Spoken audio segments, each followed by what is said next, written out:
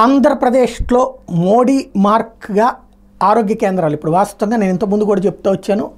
ఏదైతే village clinics తర్వాత మన వార్డు క్లినిక్స్ ఏవైతే పెట్టించాడు జగన్మోహన్ రెడ్డి, అది అక్కడ తెలంగాణలో కూడా పెట్టించారు. ఇవన్నీ కూడా కేంద్ర ప్రభుత్వానికి సంబంధించినటువంటిది, వాళ్ళ దాని నుంచి వచ్చేటటువంటి నిధులతో కట్టినటువంటి అన్నట్టు. అయితే వాటిని ఇక్కడ జగనన్న వైద్య సేవ లాంటివి పెట్టుకొచ్చారు.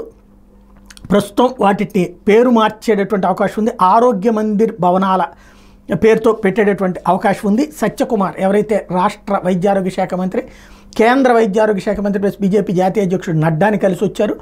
ఆంధ్రప్రదేశ్కి 1000 కోట్ల రూపాయలు నిధులు ఇవ్వమని కోరారు. పలువురు కేంద్ర మంత్రులతో కలిసిన తర్వాత ఆరోగ్య మందిర్ భవనాల నిర్మాణానికి నిధులు అందించాలని కోరారు. రాష్ట్రంలో జరుగుతున్న రాజకీయ అంశాల మీద కూడా చర్చించానని చెప్పారు.